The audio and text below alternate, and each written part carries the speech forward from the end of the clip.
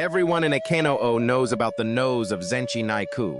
It measured about 5 or 6 inches long, hanging down from above his upper lip all the way to below his chin. The shape was the same thickness from base to tip. Picture a long, narrow sausage just dangling there, right in the middle of his face. Naiku was over 50 years old, and from his early days as a novice monk all the way up to his current position as a Naidojo Gubu, deep down he had always been tormented by his nose. Of course, on the surface, he still carried himself with an air of complete indifference, as though the whole thing barely bothered him at all. It wasn't simply because he felt it was wrong for a monk, someone who should be wholly devoted to longing for the Pure Land, to be fretting over his nose. More than anything, it was that he couldn't stand the idea of people knowing he was self-conscious about it. More than anything, Naiku dreaded the word nose coming up in everyday conversation. There were 2 reasons why his nose had become such a burden to him. One reason was purely practical. A nose that long was just plain inconvenient. For starters, he couldn't even eat a meal on his own. If he ate alone, the tip of his nose would dip right into the rice in the bowl. So Naiku had one of his disciples sit across the table from him at meals and hold his nose up with a flat board, roughly 1 inch wide and 2 feet long the whole time he ate. But eating a meal this way was no easy matter, either for the disciple doing the holding or for Naiku having his nose held up. There was even a story that went around about the time a young temple page was filling in for his usual helper, sneezed at just the wrong moment. His hand trembled and the nose dropped straight into the porridge. The story spread all the way to Kyoto, but that was never really the main reason the nose weighed on him so heavily. The truth was, Naiku suffered because of the way that nose wounded his pride.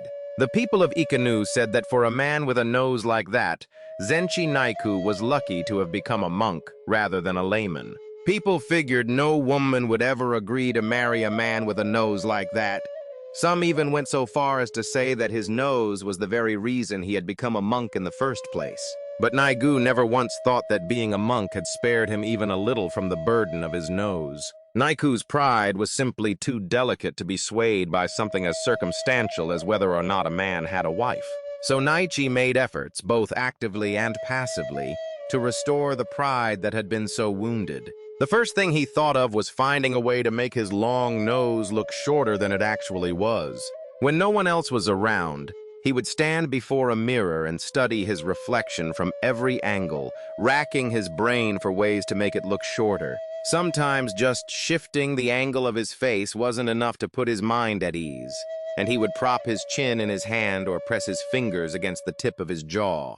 He would peer patiently into the mirror, trying one thing after another. But not once, not a single time had the nose ever looked short enough to truly satisfy him. There were even times when the harder he tried, the longer his nose seemed to look. At moments like these, Naiku would put the mirror away in its box, let out a long sigh as if coming to terms with something all over again, and reluctantly make his way back to his sutra desk, and make his way back to the sutra stand to go on reading the Canon Sutra. On top of all that, Naiku was constantly preoccupied with other people's noses. The temple at Ikenu was the kind of place where gatherings of monks and religious lectures were held on a regular basis. The temple grounds were packed wall to wall with monks' quarters, and in the bathhouse, the temple monks boiled water every single day. Naturally, a great many people, both clergy and layfolk, came and went through the place. Naiku patiently scanned the faces of everyone who came through. He was desperate to find even one person with a nose like his own, just so he could feel a little less alone. So when Naiku looked at people, he never really noticed their indigo suikan robes or their white katabira. As for the orange-colored caps and dark mourning gray robes, he was so used to seeing them that they barely registered at all. Naiku didn't look at people's faces. He only looked at their noses. But while he did come across the occasional hooked nose, he never once found a nose quite like his own. The more times this happened, the more Naiku's heart sank back into that familiar unease. There were moments when Naiku, mid-conversation, would absent-mindedly reach up and pinch the tip of his dangling nose, then flush red with embarrassment at himself, behaving like that at his age. It was entirely that sense of discomfort that had driven him to do it. Finally, Naiku had even thought that if he could find someone with a nose like his own somewhere in the sacred and secular texts, at one point, he even hoped that finding such a person might bring him at least a little peace of mind. But nowhere in any sutra does it say that Mokurin or Sharihotsu had a long nose. Of course, Ryuju and Memyo were bodhisattvas who had perfectly ordinary noses, just like everyone else. When Naiku happened to hear, in the course of a story about Shintan, that Liu Xuande of Shuhan had unusually long ears, his first thought was, what if it had been his nose instead? He thought about how much less alone he would have felt if only it had been a nose instead of ears. Of course, while Naiku was going through all this passive suffering, he was also actively trying out ways to shorten his nose, and that goes without saying. Naiku tried just about everything he could think of on that front. He even boiled and drank karasu uri berries. He had even tried rubbing mouse urine on his nose. But no matter what he tried, the nose still hung there above his lip, dangling down 5 or 6 inches, same as ever. Then, one autumn, a young monk who served Naiku traveled to the capital on his master's errands, and while there, learned from a physician acquaintance a method for shortening a long nose. This doctor had originally come over from Shintan, and at the time was serving as an attendant monk at Choryakuji. Naiku, as always, put on the air of someone who couldn't care less about his nose, and deliberately held back from saying he wanted to try the method right away. At the same time, in a casual, offhand tone, he would mention at every meal that he felt bad about putting his disciple through so much trouble on his behalf. Deep down, of course, he was waiting for the young monk to talk him into trying the method. The young monk could hardly have missed what Naiku was up to, but rather than feeling any resentment over it, the young monk found himself moved more deeply by sympathy, touched by the very fact that Naiku had felt the need to resort to such a scheme. Just as he had expected, the disciple monk began urging him as earnestly as he could to give the method a try. And sure enough, just as he had expected, Naiku ended up giving in to the monk's enthusiastic urging. The method itself was remarkably simple. You boiled the nose in hot water, then had someone step on it. The temple had a bathhouse where hot water was kept boiling every day.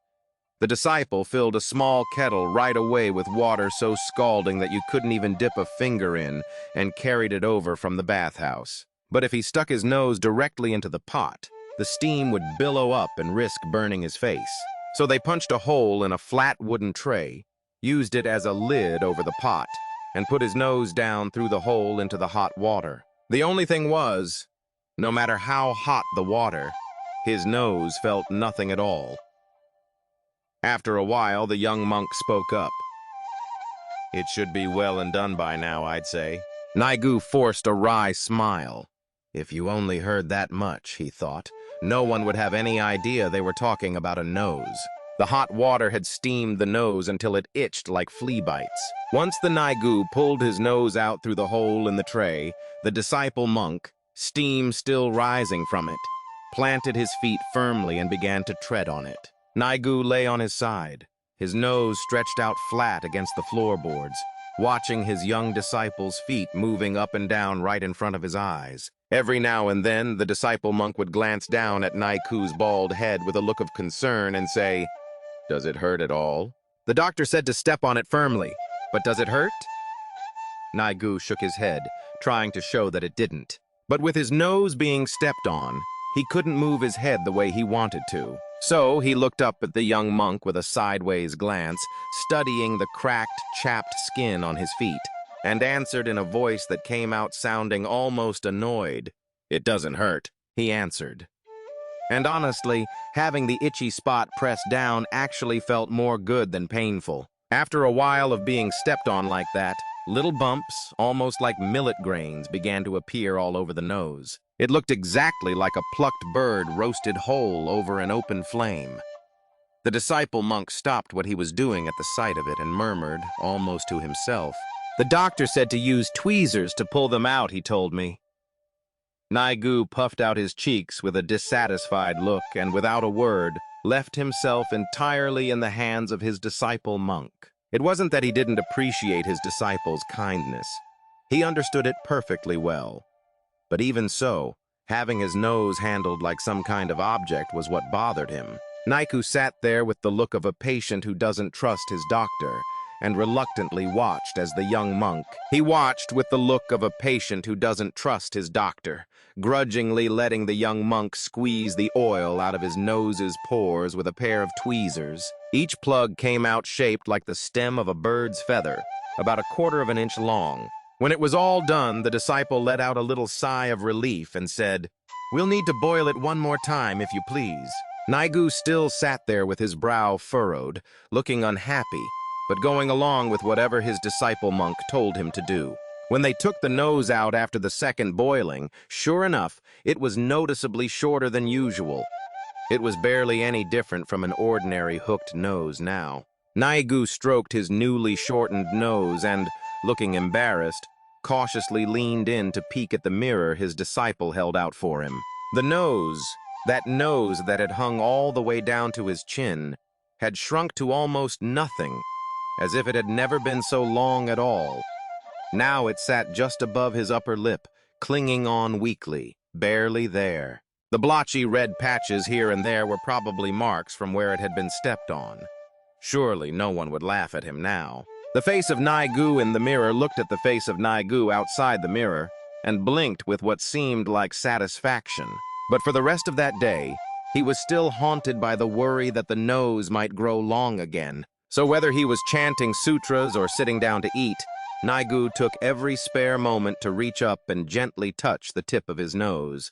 But the nose stayed right where it was, sitting neatly above his upper lip, with no sign of drooping any lower than that. That night he slept, and when he woke early the next morning, the very first thing Naiku did was reach up and feel his nose.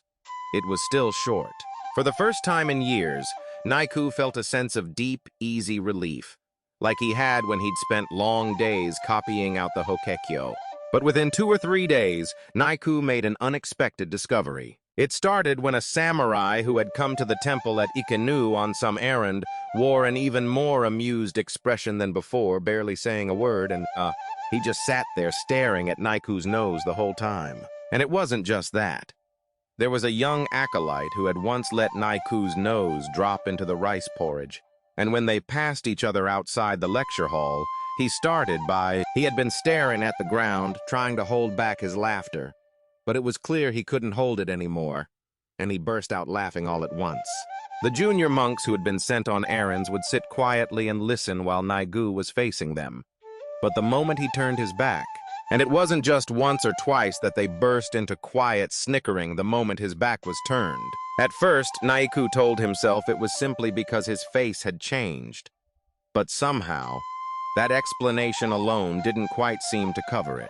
Of course, that had to be the reason the acolyte and the junior monks were laughing. But even though they were laughing just the same, there was something different about the way they laughed compared to the old days when his nose had been long. You could simply say that an unfamiliar short nose looks more ridiculous than a familiar long one, and leave it at that.